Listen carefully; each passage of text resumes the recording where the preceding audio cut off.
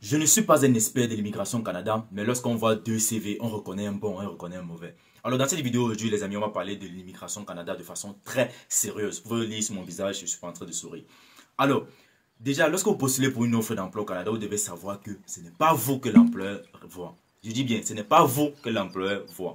Ce qui doit vous vanter, c'est votre CV et lettre de motivation. Ces deux documents-là. Alors, tu dois t'appliquer lorsque tu conçois ta lettre de motivation et ton CV. Alors, ça, c'est la raison pour laquelle dans cette vidéo, j'ai conçu deux lettres. Je dis bien deux lettres. Une lettre ordinaire que vous utilisez habituellement pour pouvoir postuler et une lettre de motivation parfaite que vous allez accompagner avec votre CV lorsque vous postulez aux différentes offres d'emploi. Alors, si tu postules une offre d'emploi que tu n'obtiens pas et que d'autres postulent, ils obtiennent, frère, tu dois savoir qu'il y a quelque chose qui ne marche pas. Il y a quelque chose que les autres connaissent que toi, tu ne connais pas. Il y a quelque chose que d'autres font que toi, tu ne fais pas. Alors, pour pouvoir bénéficier de ces différentes informations, juste reste, regarde la vidéo jusqu'à la fin. Je vais te présenter deux lettres de motivation que vous utilisez habituellement, dans lesquelles on va distinguer une bonne lettre et une mauvaise lettre. Donc, reste, regarde la vidéo jusqu'à la fin. Sur ce, trêve de bavardage, on va aller sur l'écran de mon ordi. Voici deux lettres de motivation qui se ressemblent mais qui ne sont pas les mêmes.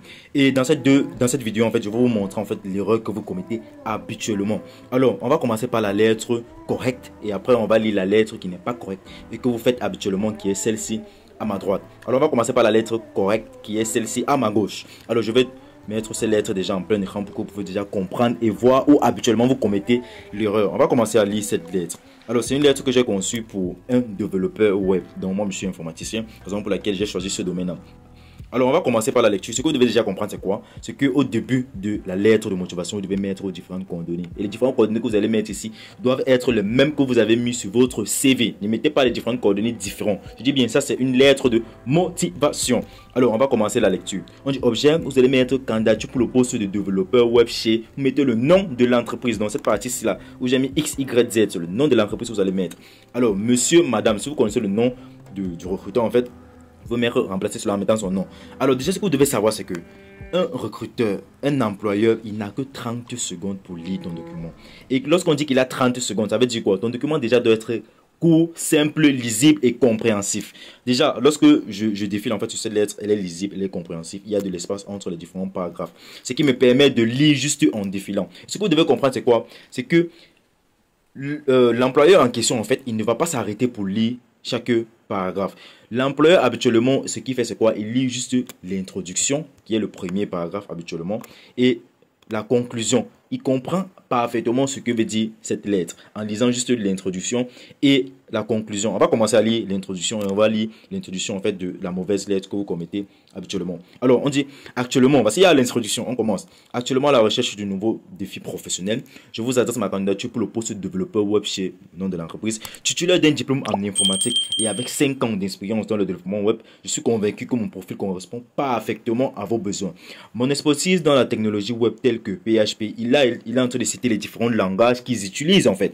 Là, il parle de PHP, HTML, CSS, JavaScript et les frameworks tels que Laravel, Vue.js, React.js me permettent d'être efficace et de m'adapter rapidement aux nouvelles technologies. Voici déjà une introduction parfaite dans laquelle tu vantes tes différentes compétences et les différents outils que tu utilises en citant les différents outils qui sont les plus utilisés sur le marché actuellement. Voici une introduction parfaite. On va aller sur la lettre de motivation en fait que vous faites habituellement où vous ne vantez pas vos différentes compétences. Voici la lettre et je vais la mettre en plein écran pour qu'on puisse déjà bien lire. Alors, voici une lettre en fait de motivation pour quelqu'un qui postule pour un poste de marketeur. Je vous ai dit, l'employeur n'a que 30 secondes pour pouvoir voir et lire votre document lorsqu'il défile juste comme ça. Alors, on constate déjà aussi que celui-ci, cette lettre de motivation, elle est assez lisible, mais l'espace entre les paragraphes ne sont pas assez ouverts en fait. Il n'y a pas assez d'espace. Alors, on va lire juste l'intro pour pouvoir comprendre en fait. Alors, voici le premier paragraphe. Je suis ravi de postuler pour le poste que vous avez annoncé au Canada. En tant que candidat avec une expérience professionnelle diversifiée, je suis convaincu que mes compétences et mon expérience correspondent parfaitement aux exigences du poste. Alors, là, ce que tu viens de faire dans cette première introduction, c'est que tu as juste bavardé. Tu as dit des choses juste vaguement. Qu'est-ce qui prouve que tu as vraiment des compétences et que tu as des expériences diversifiées, comme tu l'as dit dans cette introduction, pour ce poste-là? Tu n'as rien vanté en fait. Ça, c'est juste une répétition. C'est du genre, on te dit pour faire une lettre, il faut utiliser ce genre de mots. C'est ce que tu as fait ici. Alors, ce que vous devez comprendre, c'est quoi, les amis? Lorsque vous voulez postuler pour une offre d'emploi, vantez vos compétences et les différents outils qui sont les plus utilisés sur le marché. Une opportunité ne se saisit qu'une seule fois. On va revenir sur la lettre qui a été correctement constituée par moi. Alors, on va relire encore l'intro pour que vous puissiez mieux comprendre la différence entre les deux.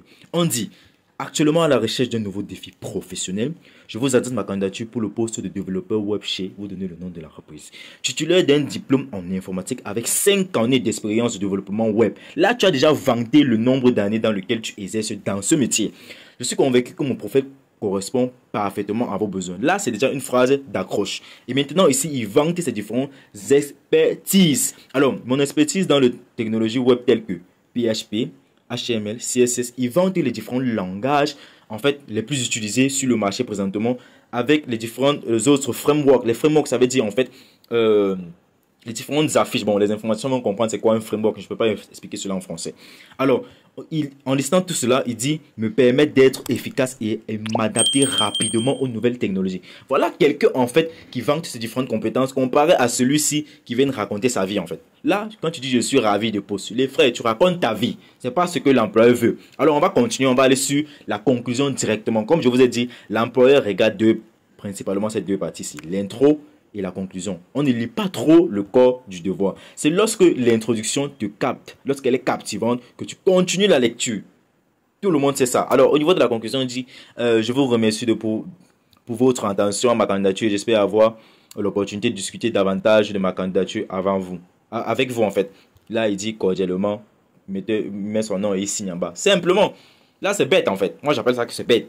Pourquoi? On va lire maintenant la conclusion de la bonne lettre de motivation. On va aller juste à la fin, vous allez voir. Déjà, elle est propre. Il n'y a pas trop de mots. Là, ici, j'ai utilisé 275 mots. Et l'autre lettre, c'est 295 mots. Et c'est touffu. Là, vous voyez, non, ça diminue en fait. C'est 289 mots et c'est touffu en fait. Et c'est l'erreur que vous commettez habituellement. On va revenir sur la lettre qui a été correctement constituée. Alors, voici la conclusion. On va prendre ces deux dernières phrases uniquement. Ou soit on pourra même lire même celle-ci parce que c'est très lisible en fait. On dit je suis convaincu que mes compétences, mon expérience professionnelle et mon projet professionnel sont en adéquation avec les besoins de votre entreprise. Je suis donc très enthousiaste à l'idée de rejoindre votre équipe pour contribuer à son succès ou encore à votre succès, dépendamment de comment vous voulez exprimer cela.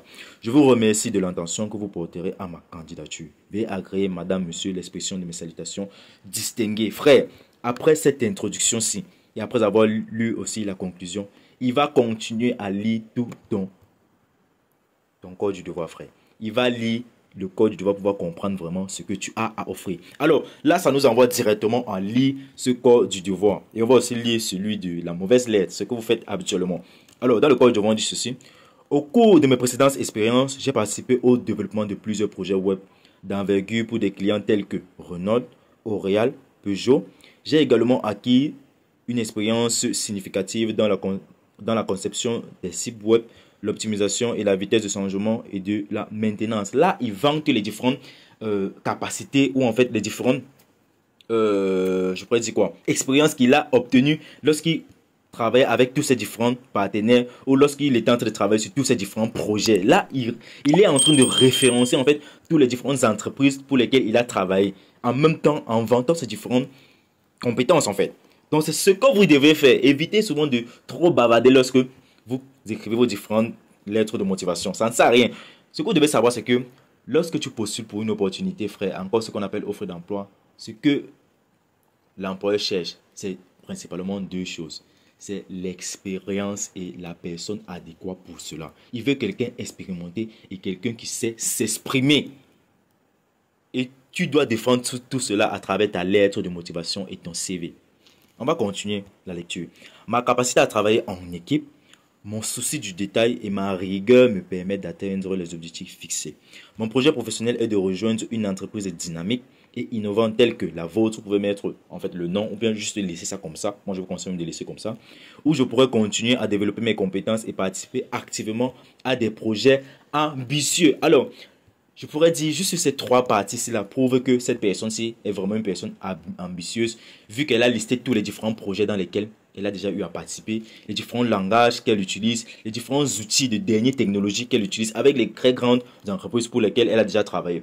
Alors, pour cette personne, d'autres personnes vont me dire, bon, pour moi, alors qui n'a pas encore travaillé avec de grandes entreprises, qui n'a pas encore travaillé avec de gros projets, qu'est-ce que je peux faire? Ce que tu dois faire, c'est frère, c'est que tu dois vanter les différentes compétences que tu as déjà acquises, les différents projets dans lesquels tu as déjà travaillé, même s'ils sont des projets qui ne sont pas directs. Si c'est un projet dans lequel tu as été membre, dont tu as participé, tu dois vanter cela et tu dois vanter ton apport à ce projet-là en fait. J'espère que vous comprenez très bien. On va continuer la lecture. Alors, on dit, je suis convaincu que mes compétences professionnelles et mon projet professionnel sont adéquats avec les besoins de votre entreprise. Je suis donc très enthousiaste à l'idée de rejoindre votre équipe pour contribuer à son succès. Frère, voici une lettre de motivation claire et nette, simple, qui ne donne pas les mots de tête. La lecture, elle est claire et simple.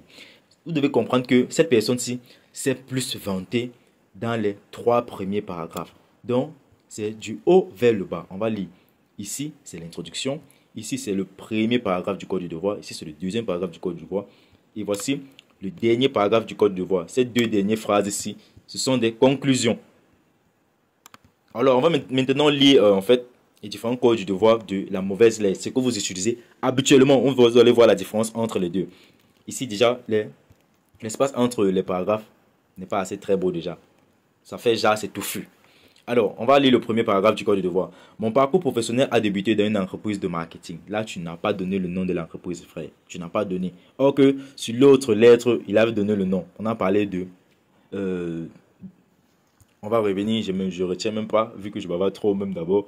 On a parlé de Renault, L'Oréal et Peugeot. Tu dois citer cela. Voilà déjà la différence. On va continuer. Alors, où j'ai travaillé comme stagiaire, où j'ai pu acquérir de solides compétences en matière de marketing digital, de gestion de projets, de communication et de développement de stratégie. J'ai ensuite travaillé dans une entreprise de technologie en tant que responsable de la communication et j'ai géré avec succès une équipe de communication pour mener des projets à bien. Frère, dans ce code du devoir-ci là, tu n'as rien dit de bon. Tout ce que tu faisais, tu dis, j'ai travaillé dans une entreprise, j'ai acquis ceci. C'est quelle entreprise en fait? C'est quelle compétence proprement dit que tu as acquise? Donc les amis, sachez utiliser les mots et sachez vous vanter avec cela en fait. Alors on va continuer la lecture. On dit mes compétences en communication, gestion de projet et développement de stratégies ont été reconnues dans toutes mes expériences professionnelles. Et je suis convaincu que ces compétences seront très utiles pour votre poste, pour le poste que vous offrez. Là encore, tu viens de ne rien dire. Là, c'est comme si l'employeur perdait son temps à lire ce que tu viens d'écrire là. C'est pas convaincant en fait. Je suis également passionné par l'apprentissage continu et la croissance professionnelle. J'ai suivi plusieurs formations en marketing digital. Là, tu n'es pas encore de citer les différentes formations que tu as suivies. Et dans quelle compagnie ou bien peut-être quelle entreprise t'a permis de suivre ces différentes formations, ou bien quelle entreprise t'a formé, ou quelle école. Donc tu dois citer en fait, tu dois référencer. Alors en gestion de projet de communication, je suis toujours à la recherche d'opportunités pour améliorer mes compétences et mes connaissances. Ça veut dire que tu es comme quelqu'un en fait qui a des compétences, mais pour lui ça ne lui suffit pas. Il n'arrive même pas à vanter ces différentes compétences qu'il a déjà, mais il cherche toujours. Frère, on dit tu dois chercher en fait des projets qui doivent te booster. Ici on parle de quoi? Ici sur la bonne lettre, il parle de je me permets d'adapter une nouvelle technologie. Là, il y avait une phrase d'approche qu'il a utilisée ici. Actuellement, à la recherche de nouveaux défis professionnels. Voilà déjà la première phrase d'approche, d'introduction. Pour toi qui dis ici que tu es toujours en train de rechercher des opportunités pour améliorer tes compétences et tes connaissances, frère. Tu es comme quelqu'un qui dort en fait. Il ne veut pas quelqu'un qui va venir dormir dans son entreprise. Il veut quelqu'un qui va venir booster son entreprise. Alors, lorsque vous postulez pour les différentes opportunités à l'étranger, sachez qu'il y a beaucoup de personnes comme vous qui postulent. Donc, vous devez vous différencier. Et cela se passe sur les lettres de motivation et CV, je le dis encore. J'ai fait une vidéo à propos du CV. Je constitue encore un très meilleur document comme celui-ci pour un CV, pour pouvoir postuler un poste une offre d'emploi au Canada. Donc, la vidéo, elle est disponible. Je vous mettrai le lien dans la partie description de cette vidéo. Donc, après, allez dans la partie description pour pouvoir bénéficier de ce lien et pouvoir télécharger le document gratuitement. J'ai mis un exemplaire gratuit dans la partie description. Il y a le lien. Vous cliquez juste dessus. Alors, je vous mettrai le lien de la vidéo. Alors, on va continuer la lecture. Et je suis persuadé que mon expérience professionnelle et mes compétences pourraient être un atout précieux pour votre entreprise et je suis impatient de contribuer à son succès. Je suis prêt à travailler dur et à m'engager à long terme avec votre entreprise. Là, déjà, il y a certaines verbes que vous ne devez pas utiliser.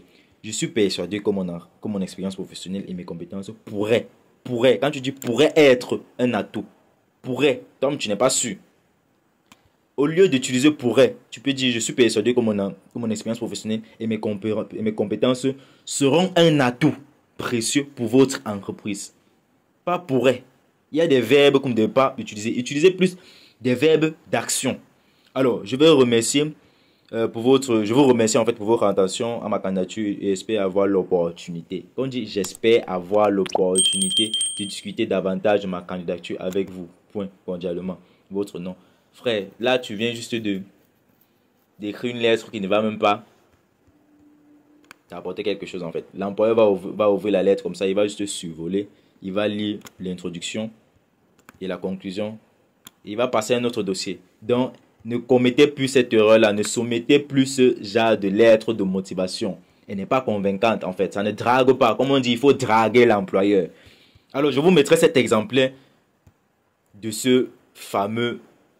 Je pourrais appeler ça c'est un award pour moi, en fait. Parce que ça m'a pris du temps pour pouvoir confectionner ce type de lettre de motivation. Voici une lettre pour laquelle vous pouvez utiliser et modifier tout en vantant vos différentes compétences et les différentes peut-être école de formation que vous avez déjà eu à faire et les différents projets dans lesquels vous avez déjà participé. Vantez cela, ne blaguez pas les amis. Alors, je crois que j'ai déjà trop bavardé même. Déjà, c'est la première fois que vous voulez tomber sur ma chaîne YouTube. Moi, c'est Franck pour la peut-être de la chaîne FP Opportunité de voir. Sur cette chaîne, on parle des différentes opportunités d'immigration à l'étranger de façon légale. Donc, si tu es nouveau, n'hésite pas de t'abonner et de se matcher la notification pour être toujours notifié des différentes vidéos que je poste sur cette chaîne. Sur ce, les amis, portez-vous bien. Peace out.